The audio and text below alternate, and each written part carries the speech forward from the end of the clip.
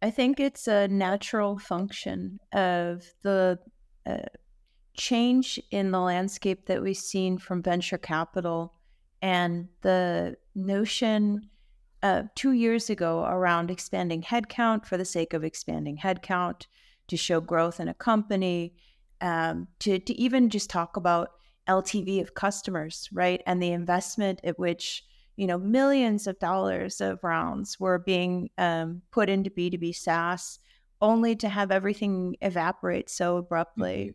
And now I think frugality has been the mantra for 2023. And it's no surprise that teams have gotten smaller. And definitely, I think, delightful, to your point, to see the people that remain realizing that unlocking data or having governance over data is the future to their success. It's not, you know, as we approach a GA4 kind of reduced cookie environment with increased standards around inbox, deliverability restrictions, Yeah. data is the only way we're going to unlock personalized, relevant messaging that's a welcome guest across platforms at scale. And I think marketers are starting to realize that now more than ever, that that's where the true value lies, is first party data. Yeah, if we think of the opportunities with AI and data and it can also work against us a bit in terms of AI recognizing what isn't really personalized messaging or direct messaging, That's right. and anything that's there from a spam perspective or might be conveyed as spam. That's going to be a challenge above and beyond all of these platform challenges we have to deal with as well. Yeah.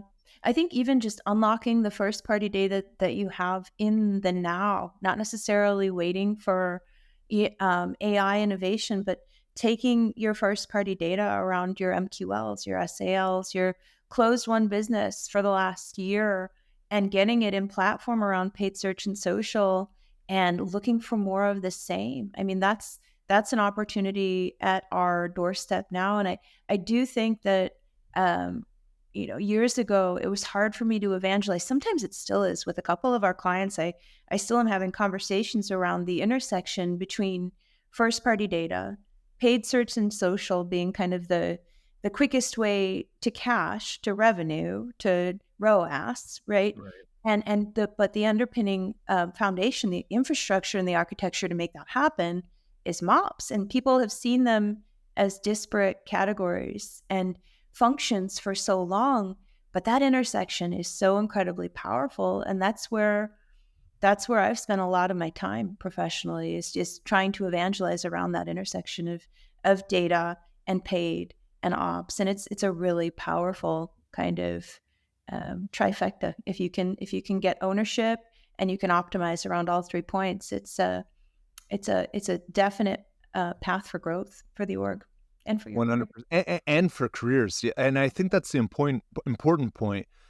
One of the topics that came up, I'm going to say several times at Mopsapalooza, was this idea of MOPS being able to take on this function of data ops as well. And I That's think right. that's an important thing for people to see. Why not recognize that this is a real opportunity for you in MOPS, to have, I'm going to say, which are one of our most important battlefields over the next couple of years. Believe it.